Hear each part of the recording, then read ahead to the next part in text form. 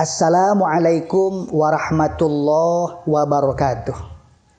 Alhamdulillahi rabbil alamin. Wassalatu wassalamu ala asyrafil anbiya'i wal mursalin wa ala alihi wa ashabihil mujahidin at-tahirin, amma ba'du. Ikhwan fillah dimanapun berada, rahimakumullah.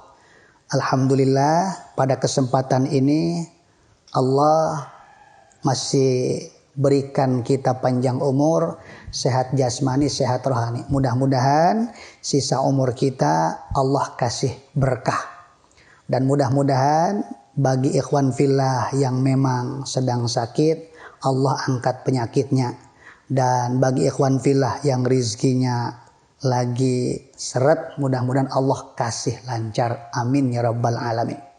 Ikhwan fillah dimanapun berada, pada kesempatan kali ini Al-Fakir akan membahas mengenai masalah pertanyaan. Bagaimanakah hukumnya, boleh apa tidak menikahi anak hasil zina? Bagaimanakah hukumnya, boleh apa tidak menikahi anak hasil zina? Maksudnya bagaimana? Zaid dengan Sarwiti kumpul kebo, kalau istilah orang sekarang, artinya melakukan zina, melakukan hubungan intim tanpa tali pernikahan, ya, tanpa melalui proses akdun nikah. Berarti dinamakan, istilah orang sekarang diulang kembali, kumpul kebo ataupun zina. Ternyata itu Sarwiti hamil. Sarwiti hamil, ya, di luar nikah, hamil. Terus 1 bulan, 2 bulan, 3 bulan, 4 bulan, 5 bulan, 6 bulan, 7 bulan, 8 bulan, 9 bulan, itu Sarwiti melahirkan. Pas waktu melahirkan, ternyata anaknya perempuan. Dikasihlah nama, contoh mohon maaf kalau ada kesamaan nama. Contoh seperti dikasih nama Sarkunah. Ini buat contoh saja. Namanya Sarkunah. Ini Sarkunah, anak hasil zina daripada Zaid dan Sarwiti. Tumbuh dewasa, ternyata cantik. Akhirnya ini Zaid kepincut sama itu Sarkunah. Jadi Zaid ada keinginan menikahi itu Sarkunah, anak hasil perzinahan daripada Zaid dan Sarwiti. Nah, itu boleh apa tidak Zaid menikahi anak hasil zina antara Zaid dan Sarwiti? Nah, itu boleh apa tidak?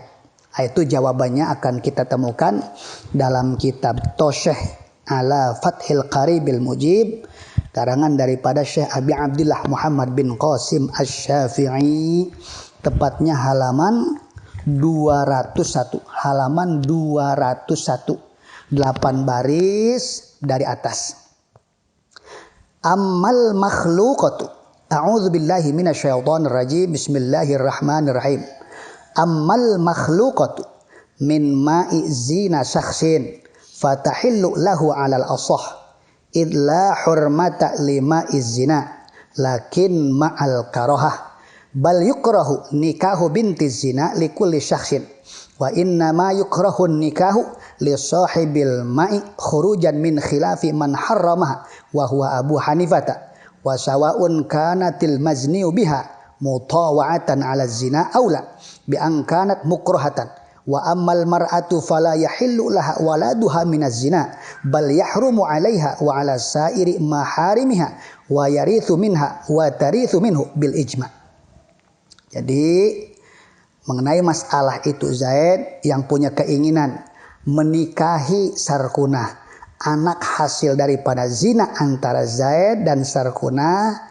Nah, itu sah, nikahnya itu sah, tetapi diiringi dengan makruh, ya, sah tapi diiringi dengan makruh.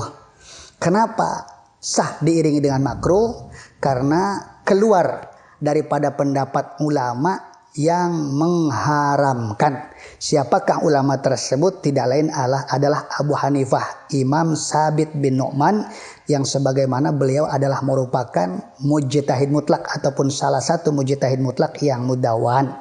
Jadi sah, ya, tetapi diiringi dengan makruh. Cuma menurut Abu Hanifah haram.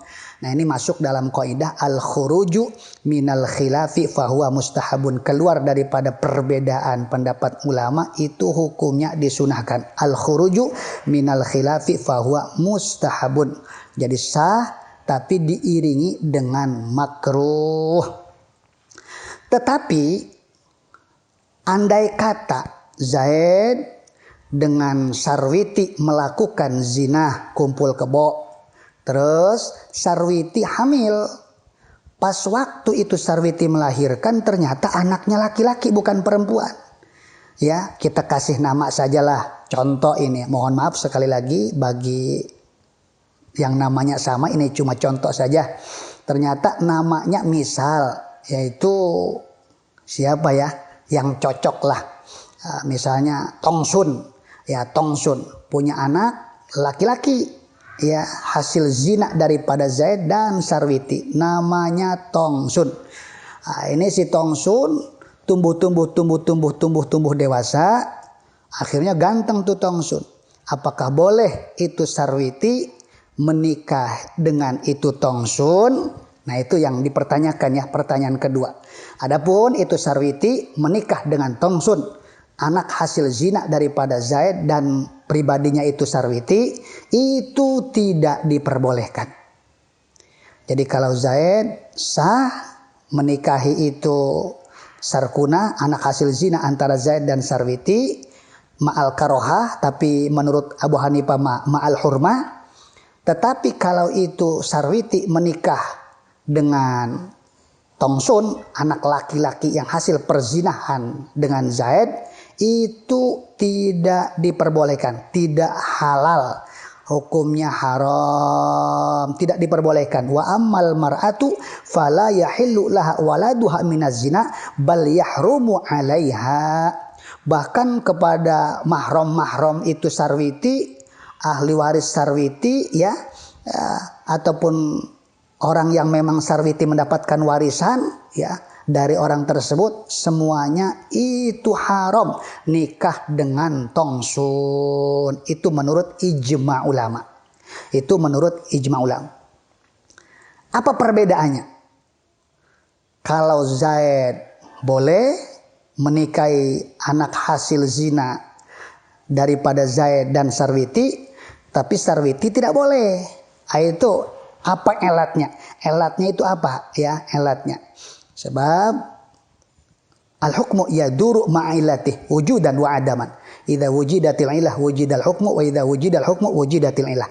Elatnya itu wal farqu bainar rajuli wal mar'ati annal binta infasalat minar rajuli wa hiya nutfatun qadhiratun la yu'ba'u biha wal waladu infasalat minal mar'ati huwa insanun kamilun. Jadi letak perbedaannya diulang kembali. Kenapa kalau Zaid boleh menikahi anak hasil zina antara Zaid dan Sarwiti yang namanya Sarkuna, tetapi Sarwiti tidak boleh menikah dengan Tongsun, anak hasil zina antara Zaid dan Sarwiti. Itu apa perbedaannya? Ya, tadi sudah dijelaskan, diulang kembali. Wal farqu bainar rajuli wal mar'ati annal binta infasalat minar rajuli wa hiya nutfatun qadhiratun la yu'ba'u biha wal waladu infasalat minal mar'ati wa huwa insanul kamil.